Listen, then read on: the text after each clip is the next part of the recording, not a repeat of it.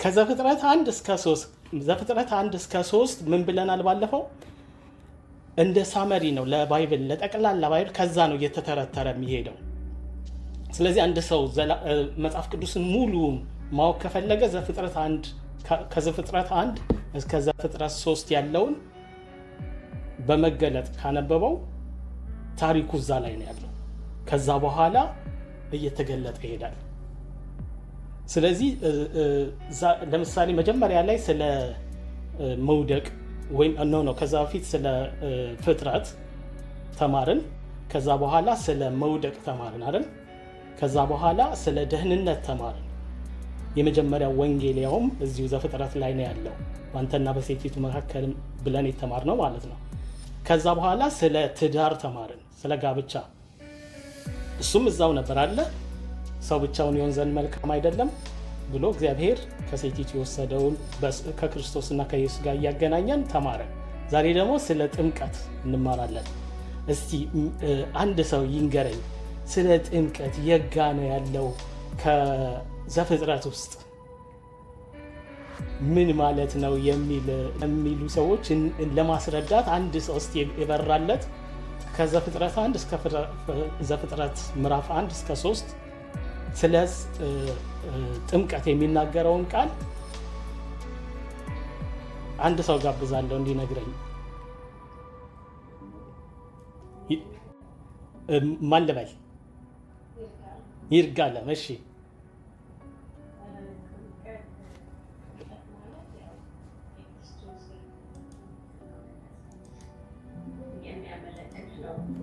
ሞቱን በሚመስል ሞት እና ትንሣኤውን በሚመስል ትንሣኤ እሱን የሚያመለክት ነው። ልክ በአብ በወልድ በመንፈስ ቅዱስ ብለን ብንዘፈን ያው ሞቱን ያመለክታል። እንደገና ደግሞ ከተዘፈን ከተነሳም በኋላ የትንሣኤውን ነው የሚያመለክተን እና ሞቱን በሚመስል ሞትና ትንሣኤውን በሚመስል ትንሣኤ የእሱ ምሳሌ ነው ሞቱ መነሳቱ። ዋው ዛትስ ጉድ። የጥምቀትን ሚስጥር ነው አሁን የነገርሽን። ከዘፍጥረት 1 እስከ ዘፍጥረት ምዕራፍ 1 እስከ 3 ድረስ ባለው ውስጥ ደግሞ ይህንን የጥምቀትን ሁኔታ በትንሹ የሚያሳይ፣ በትንሹ አይደለም በእርግጥ እስኪገለጥልን ነው፣ ፓወርፉል በሆነ መንገድ በመለኮታዊው ሚስጥሩ የሚያሳይ ቃል አለ። ባይዘዌ ጥምቀትን እኛ አዲስ ኪዳን ላይ ብቻ ነው የምናየው የምናተኩረው፣ ግን ጥምቀት በጥላ መልክ በብሉይ ኪዳንም በሁሉም ቦታ ነበር። ስለዚህ ጥምቀትን የማይናገር የመጽሐፍ ቅዱስ ክፍል የለም ማለት ትችላላችሁ። በሁሉም የመጽሐፍ ቅዱስ መጽሐፎች ውስጥ ተጽፏል በጥላ መልክ ወይም በአካል መልክ። ስለዚህ እስቲ መላኩ ላይ ያልከኝ መላኩ ተስፋዬ እስቲ ንገረን። ቃሉ ያለው ዘፍጥረት 8 ላይ ነው። በመርከቧ ሲያል ነው። ጴጥሮስም ሲናገር ነበር። የጴጥሮስ መልእክት እሱን ችግር የለም ፓራፍሬስም አድርገህ ቢሆን ንገረን። እግዚአብሔር ኖህን በመርከብ ሲያል ነው ከጥፋቱ ውሃ የመጣ የመጀመሪያ ጥምቀት ምሳሌ እሱ ነበር። ዋው አያችሁት? ዘፍጥረት ውስጥ አንድ ጥምቀት አገኘን፣ የጥምቀት ምሳሌ ያገኘን አይደል? ጥላ አገኘን። በፊት አንድ ጊዜ ምን ብያችሁ ነበር? ታውቁታላችሁ። ብሉይ ኪዳን ሙሉን የአዲስ ኪዳን ምንድን ነው ብለናል?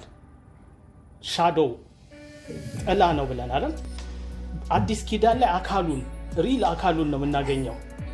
ብሉይ ኪዳን ውስጥ ብሉይ ኪዳንን በደንብ በመንፈስ ያወቀ በመንፈስ ያጠና ሰው አዲስ ኪዳን መጥቶ ቢኖር ምን ይላል መሰላችሁ? ከዚህ ቀጥሎ ይሄ ይሆናል፣ ከዚህ ቀጥሎ ይሄ ይሆናል። ምክንያቱም በጥላው መሰረት ይሄ ነው ቀጥሎ የሚሆነው እስኪል ድረስ እንደዚህ የተነበዩ ሰዎች እንደነበሩ በታሪክ አለ፣ በመጽሐፍ ቅዱስ ውስጥም አለ።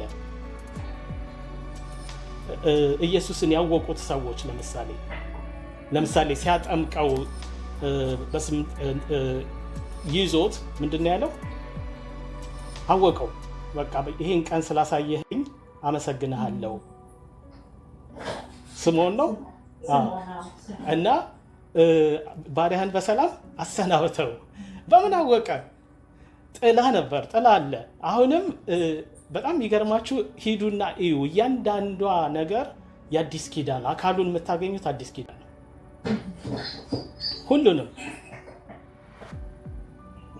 ምክንያቱም መጽሐፍ ቅዱስ ቆላሲያስ 2:17 ላይ ለምሳሌ እነዚህ ሊመጡ ያሉት ነገሮች ጥላ ናቸውና አካሉ ግን ክርስቶስ ነው ይላል። በብሉይ ኪዳን የተጻፉትን ሁሉ ዘርዝሮ እነዚህ ሊመጡ ላሉ ነገሮች ጥላ ናቸው፣ ጥላ አድርጎ ነው የያዛቸው። አካሉ ግን ማን ነው ይላል? ኢየሱስ። ዕብራውያን 8:5 ላይ እንትን ማይክ እየረበሸኝ ስለሆነ ማይክ የከፈተ ሰው ወይ ይዝጋልኝ። እሺ ዕብራውያን 8:5 ላይ እንደዚህ ይላል። ሌላ ጥላ እነርሱ ሙሴ ድንኳኒቱን ሊሰራ ሳለ እንደተረዳ ለሰማያዊ ነገር ምሳሌና ጥላ የሚሆነውን ያገለግላሉ። በተራራው እንደተገለጠልህ ምሳሌ ሁሉን ታደርግ ዘንድ ተጠንቀቅ ብሎት ነበርና። ሙሴ ቤተ መቅደሱን ሲሰራ ምንድነው ያለው? እግዚአብሔር በተራራ ላይ እንዳሳየው ነው የምትሰራው። እሺ እንደውም ተጠንቀቅ ነው ያለው። ተጠንቀቅ፣ አንድ ነገር እንዳታጎል፣ አንድ ነገር እንዳትጨምር። ለምን መሰላችሁ? ያ ቤተ መቅደስ ጥላ ነዋ። ጥላ ስለሆነ አካሉን በትክክል ማሳየት አለበት። የሚመጣውን አካል የእናንተ ጥላ ነው አለ። እናንተ የሆናችሁትን ነው የሚያሳየው እንጂ ዲፍረንት ነገር አያሳይም። ስለዚህ ተጠንቅቀ ስራ አለው። ምክንያቱም ቤተ መቅደሱ አሁን አካል አለው። የዛን ሰዓት የነበረው ቤተ መቅደስ አሁን ማን ነው አካሉ? ዋናው አካሉ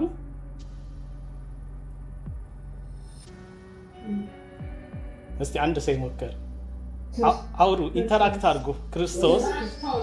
ክርስቶስ። ሌላስ? ቤተ ክርስቲያን። ጉድ። እኛ ራሳችን። ዋው። ስለዚህ ኢማጅን እኛ ምን አለን?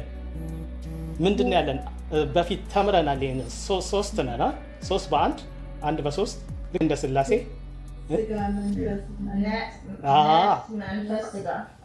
አሁን ዲሳይፕልሺፕ ስንማር እሱን በጥልቅ እናየዋለን። ይገርማቸዋል። በቃ በጣም ታላቅ የሆነ ሚስጥር አለው ውስጡ። እኛ ራሳችን ቤተ መቅደሱን ነው የምንመስለው። ምክንያቱም እግዚአብሔርም አሁን ብሏል በቃሉ ምን ብሏል? እናንተ የእግዚአብሔር ቤተ መቅደስ ናችሁ፣ ስጋችሁ ከእግዚአብሔር የተቀበላችሁት በእናንተ የሚኖር የእግዚአብሔር ቤተ መቅደስ ነው፣ የመንፈስ ቅዱስ ማደሪያ ነው ብሏል። እና ቤተ መቅደስ ውስጥ የነበሩ ነገሮች ሁሉ እኛ ውስጥ አሉ። እኛ ደግሞ በክርስቶስ ውስጥ አካል ነን፣ የሱ አካላት ነን። ስለዚህ ሁለቱም የመለሳችሁት መልስ ትክክል ነው። ስለዚህ ምን ለማለት ፈልጌ ነው? ጥላ አለው፣ ሁሉም ነገር ጥላ አለው። ስለዚህ ጥምቀት ደግሞ በቃ ሙሉን ቃሉን የወረሰ ነገር ነው። ስለዚህ ከተስፋዬ ከጠቀሰው ከኖህ መርከብ ከኖህ ጥፋት ወይም በኖህ ከተመሰለው ጥምቀት በፊት አንድ ጥምቀት አለ፣ አደገኛ ጥምቀት። አንድ ጥምቀት ነበረ። ወደዛ እንድትሄዱ የፈለኩት። እሺ አንድ ሰው እየተራ ሞክሩ፣ ይቻላል። እሺ መላኩ እዚህ ስለማላይ እኔ ራሴን ነው የማየው፣ ራሴን ስለምወድ። ስለዚህ አሁን እየተገባበዝን ጊዜያችሁን አልበላም።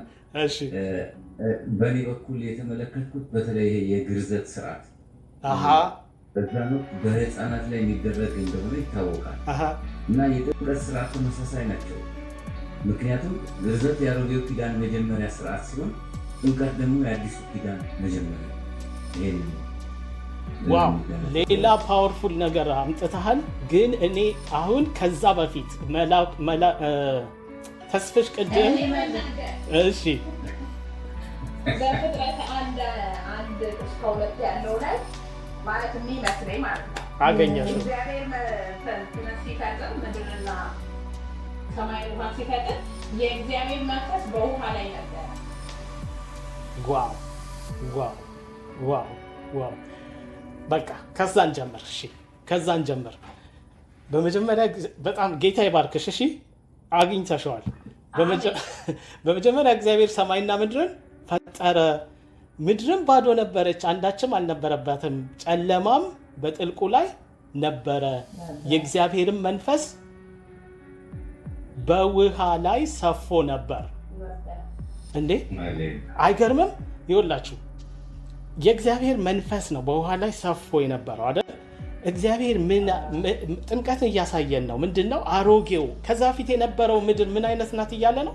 ባዶ፣ ምንም ያልነበረባት፣ ጨለማ፣ ፎርምለስ፣ ሼፕለስ የነበረችው ምድር በውሃ ላይ ባይዘዌ። ውሃ መቼ ነው የተፈጠረው?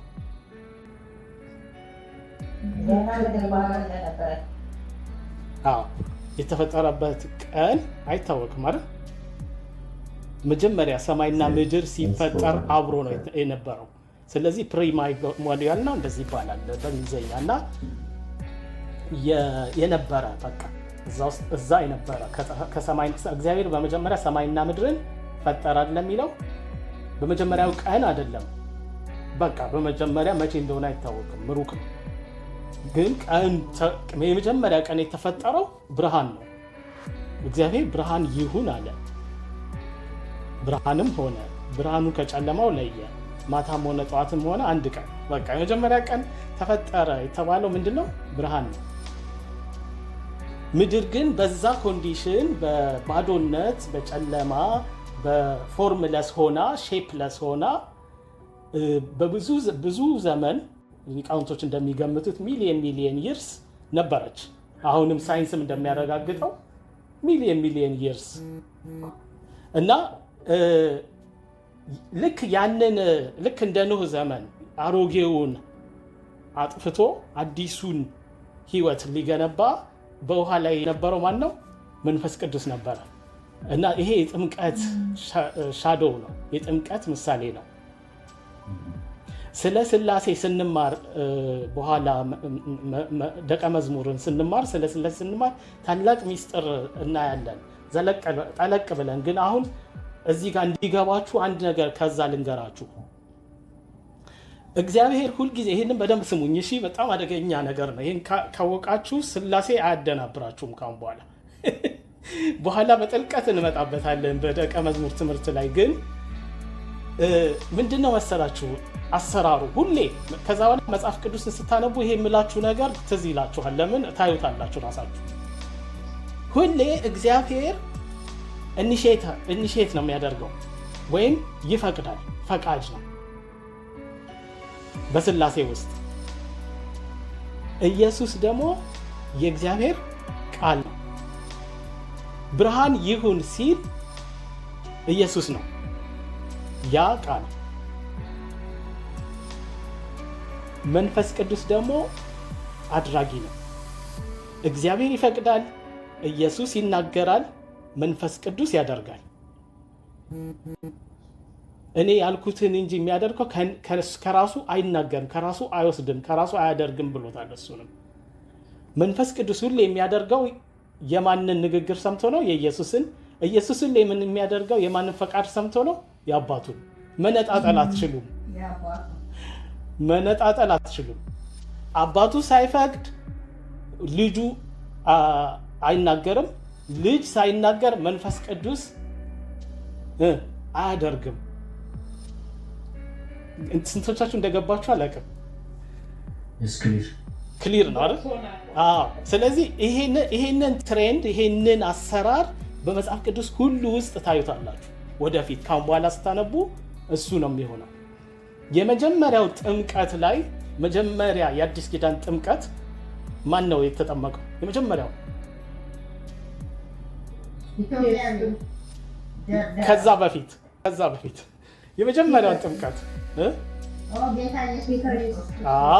እንደዚህ ደስ ይለኛል። እንደዚህ ኢንተራክት ስታደርጉ በጣም ጥሩ ነው። ኢቭን እየተሳሳትንም እናርማለን። ኢየሱስ ነው አይደል የተጠመቀው የመጀመሪያው ጥምቀት። ከዛ በፊት የነበረው የመጥምቁ ዮሐንስ ጥምቀት አይደለም፣ አይወክልም የአዲስ ኪዳንን ጥምቀት። መጥምቁ ዮሐንስ መንገድ ሊያበጃጅ ነው እንጂ እውነተኛው ጥምቀትን የተጠመቀው ኢየሱስ ነው። ለምን በሉ ሥላሴ አሳይቷል እዛ ላይ። ልክ ተጠምቆ ሲወጣ ምን አለ? ምን ሆነ?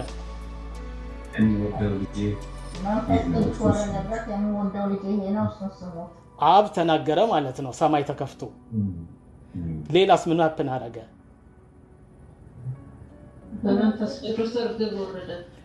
በመንፈስ ቅዱስ በእርግብ አምሳል ወረደበት። አታዩም? እዚህ ጋር ሶስቱንም ኢየሱስ እዛ አለ፣ እግዚአብሔር ከላይ የምወደው ልጄ እሱ ነው አለ፣ መንፈስ ቅዱስ በእርሱ ላይ ወረደ። እንደ እርግብ አለ እንጂ እርግብ አይደለም የወረደበት። እንደ እርግብ አምሳል ሆኖ መንፈስ ቅዱስ ወረደ፣ ሰማይ ተከፈተና አይደል? ስለዚህ የመጀመሪያውን ጥምቀት ኢየሱስ ክርስቶስ ሲጠመቅ ልክ ከጥምቀቱ ሲነሳ እሱ አሮጌው ሰው የለውም፣ ሌላ እዛ መቃብር ውስጥ የሚተወው ነገር የለም። ግን ጽድቅን ሁሉ ለመፈጸም ይገባናል ብሎ ነው ያደረገው። ስለዚህ እኔ ካደረኩት ሌሎችን ማዘዝ እችላለሁ ነው፣ ማድረግ ይችላሉ የኔን አርአያ ተከትለው እንጂ ኢየሱስ አስፈልጎት አይደለም። ግን ልክ አሁን እዚህ ጋር አንድ ጥላ ላሳያችሁ።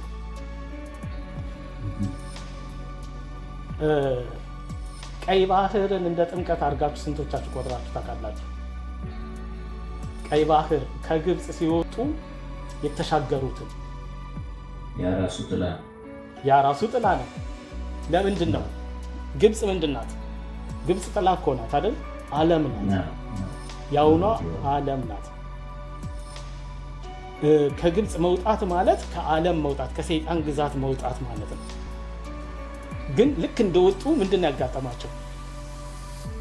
ባህር መሻገር ያለባቸው ባህር። እዛ ውስጥ አባቶቻችን በሙሴ በኩል በደመና እና በውሃ ተጠመቁ ይላል። ስለዚሁ ሲጠቅስ ማለት ነው። ስለዚህ ጥምቀት ብሎታል። ኢቨን ይህንን አላለው? ጥምቀት ብሎታል ራሱ። እና ስለዚህ ያ ልክ ከተጠመቁ ከባህር ውስጥ ገብተው ከወጡ በኋላ የት ነው የሄዱት? እስቲ ጎበዝ የሚመልስልኝ። ከተሻገሩ በኋላ ወደ ሲናይ ምድረ በዳ ኤግዛክትሊ። ስለዚህ ከጥምቀት በኋላ መንፈሳዊ ህይወታችንን ያመለክታል። መንፈሳዊ ህይወት በዚህ ዓለም ላይ አይመችም እኮ። ከዓለም መውጣት ከዛ በባህር ውስጥ ማለፍ ማለት መጠመቅ ማለት ነው። ከጥምቀት በኋላ ተሻግረን የምናገኘው ምድረ በዳ ነው። ምድረ በዳ ደግሞ በአሁኑ አካሉ ምንድን ነው? መንፈሳዊ ህይወታችን በዚህ ዓለም ላይ አስቸጋሪ ነው አይደል? እዛ ነው አሁንም እንደምንማረው ቃሉን በሲና ተራራ እንደተቀበሉት እዛ ነው ሁሉም ነገር የተቀበሉት። ቃሉን ህጉን የተቀበሉት እዛ ነው። አለቱ ውሃ ያፈለቀው የጠጡት እዛ ነው። አለቱም ኢየሱስ ነው። መና ከሰማይ እየወረደ የበሉት እዛ ነው። መናውም ኢየሱስ ነው። በዚህ በምድረ በዳው ላይ ኢየሱስን እየበላን ኢየሱስን እየጠጣን ነው የምንኖረው። ከዛም ሌላ ባህር አለ ፊታቸው። ምንድን ነው የሚባለው እሱ? አራውሩ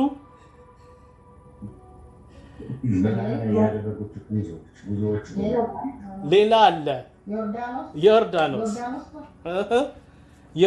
ዮርዳኖስ ምንድን ነው? ከተስፋይቱ ምድር ለመግባት በሩ ላይ ያለ ባህር ነው። ከዛ በኋላ የሚገቡት ከነአን ነው። ተስፋይቱ ምድር ነው፣ የተስፋቸው ምድር ነው የሚገቡት። ዮርዳኖስ ደግሞ የመንፈስ ቅዱስ ምንድን ነው? ጥምቀት ነው። አይታችሁት እንደሆነ መጽሐፍ ቅዱስ ውስጥ ጠቅላላ በውሃ ከተጠመቁ በኋላ ሰዎቹ በምን ይጠመቁ ነበረ? በመንፈስ ቅዱስ ይሞሉ ነበር። ለምሳሌ አንዳንድ ቦታዎች ብናይ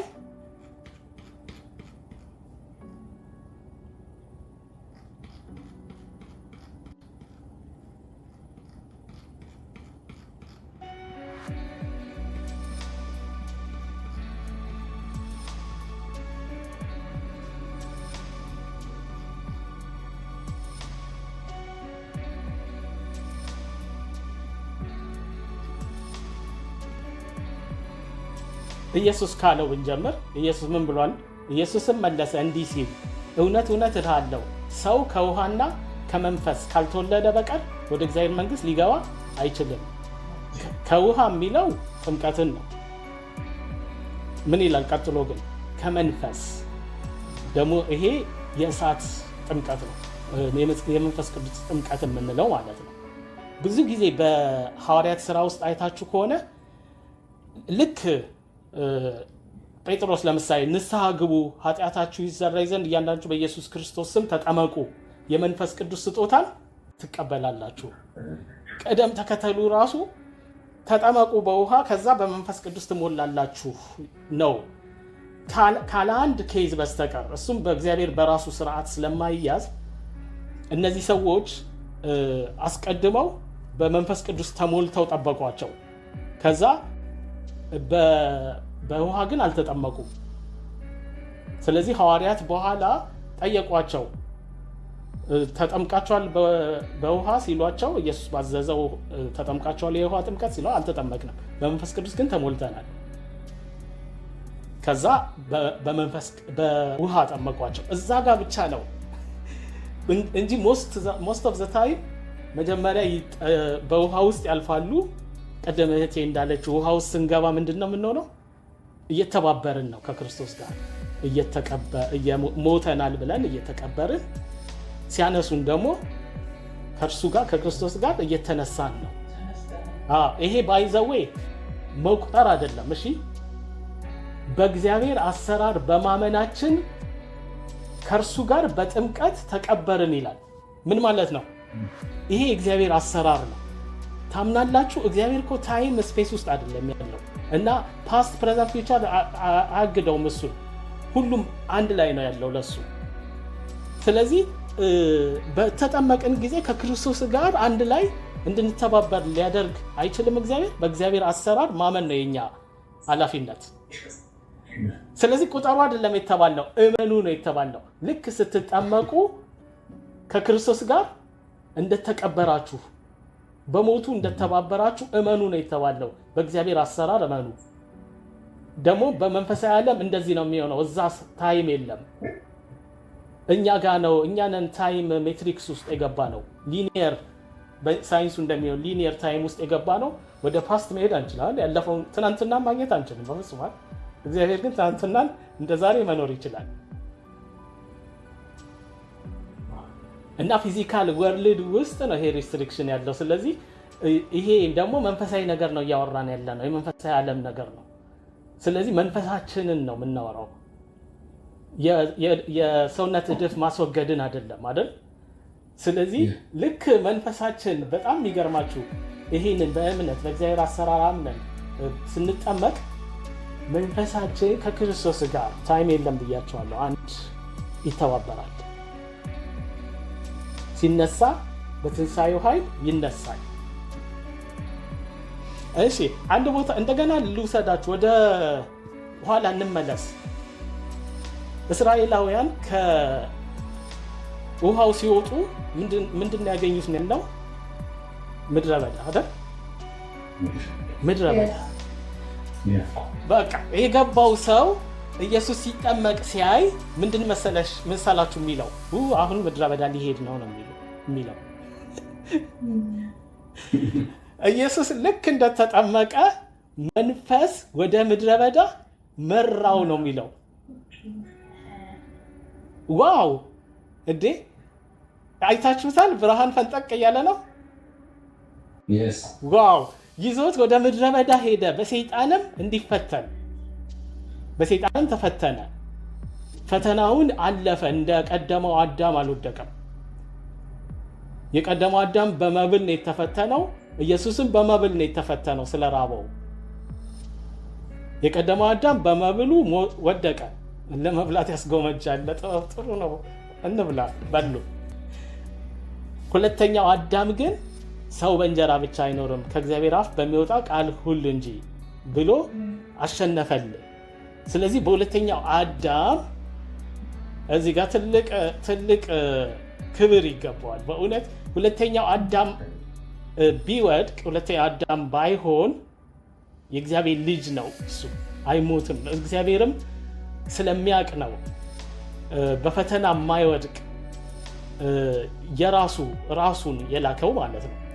ስለዚህ እኛን ሁሉ በሱ በፊተኛው አዳም እንደነበረን በኋለኛው አዳም እንድንተባበር ማለት ነው። ስለዚህ ምድረ በዳውን አያችሁ